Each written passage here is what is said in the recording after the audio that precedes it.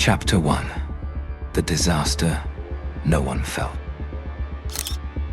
You never heard about the autumn the world's money almost stopped working.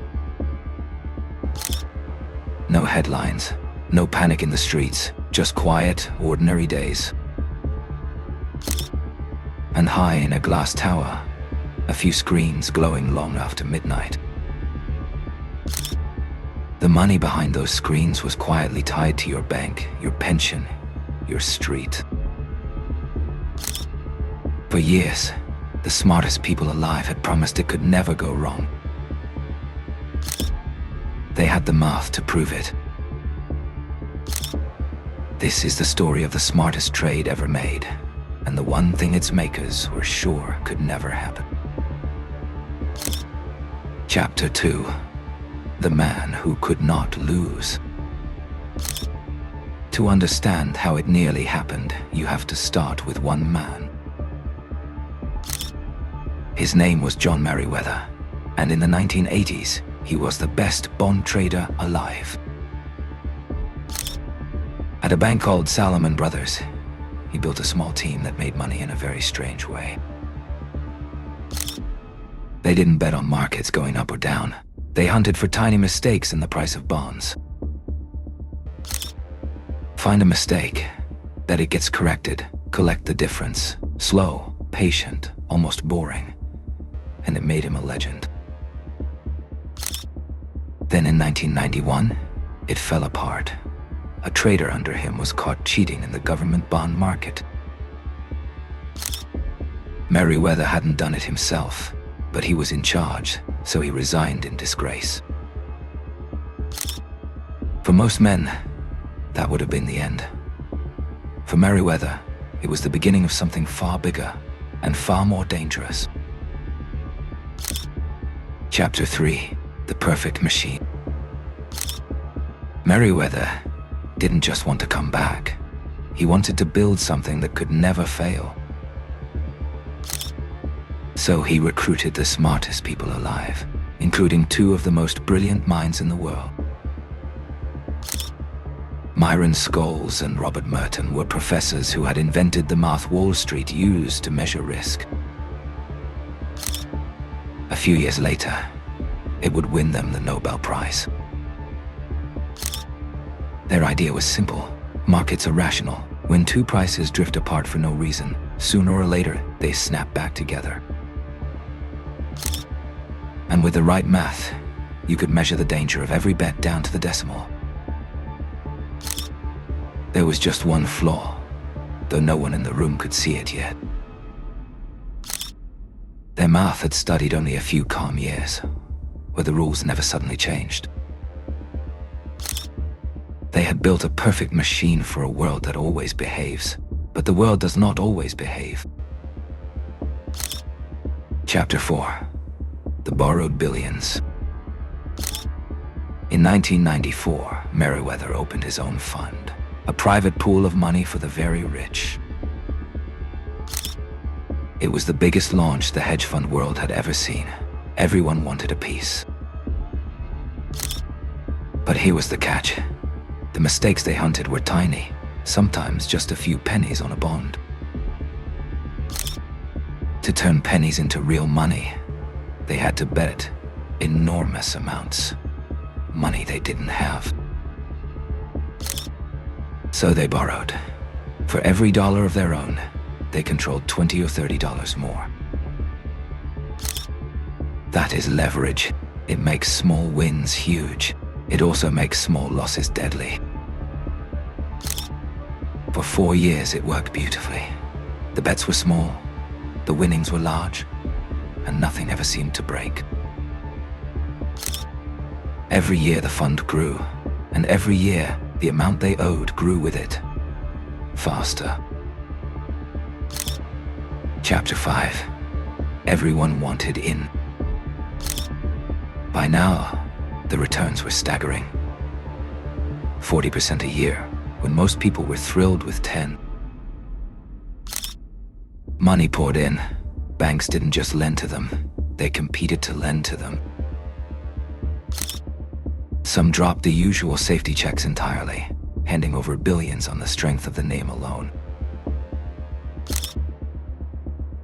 Across Wall Street, rivals tore apart their trades and copied them. If the geniuses were doing it, it had to be safe. By 1997, they had the strangest problem of all. They had too much money and not enough bets. So they did something almost unheard of. They handed nearly $3 billion back to their investors. It looked like discipline. In truth, it left them with less of their own money, holding up the same enormous bets. They now controlled more borrowed money than some whole countries, which raised a question nobody had asked. What if they were wrong about everything at once? Chapter 6. Too big to fail. By early 1998, Long-Term Capital was the most respected fund on Earth.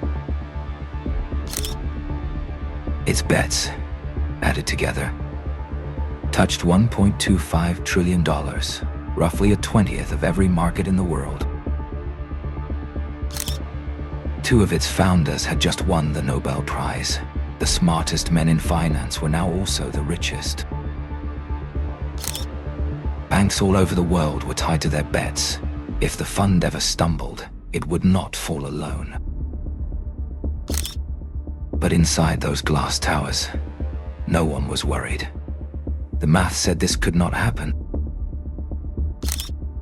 They had been right for 4 straight years. Being right had become a habit, then a certainty. They were sure of only one thing. Nothing, anywhere, could make all their bets go wrong at once. Nothing. Chapter 7. The One Thing. It was August 1998. 6,000 miles away, in Moscow, a government ran out of money. Russia did the one thing the models said a big country never would. It simply refused to pay its debts.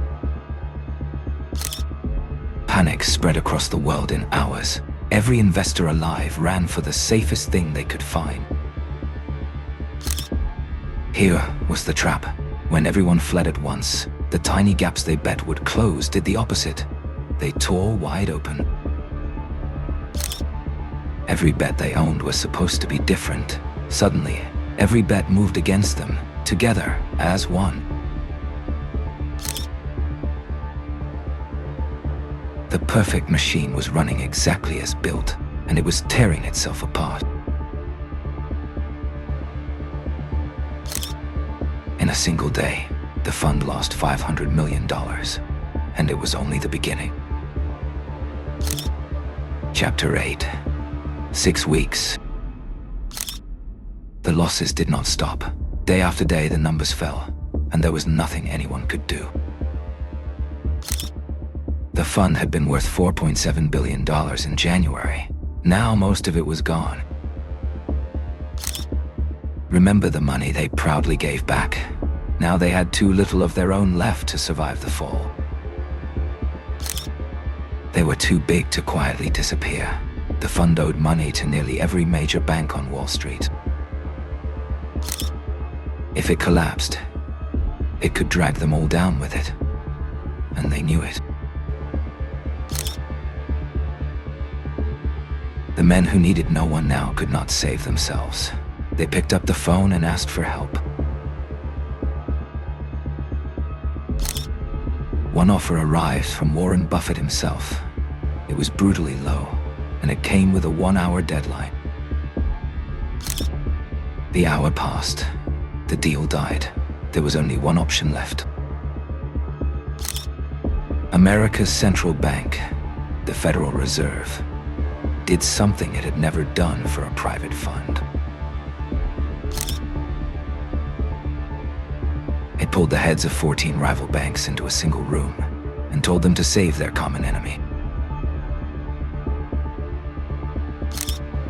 Over one weekend, they put in $3.6 billion. In return, the smartest men in finance handed over 90% of everything they had built.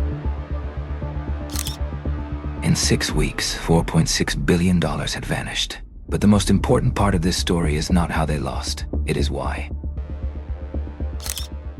Chapter 9. The Lesson. The men who ran this fund were not fools.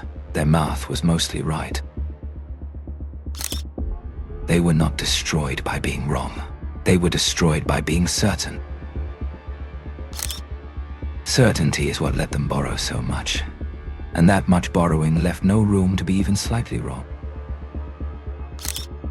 You will never run a giant fund, but you will meet certainty in others and in yourself. The sure thing you bet everything on. The plan with no room for surprise.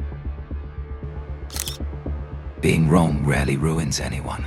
Being certain and betting it all on that is what does. This is Leverage, where we break down the hidden stories behind money, power, and the systems that quietly run the world. If topics like this interest you, consider subscribing so you never miss a single video. And if you enjoyed it, like, share, and comment down below your favorite part. Thank you for watching.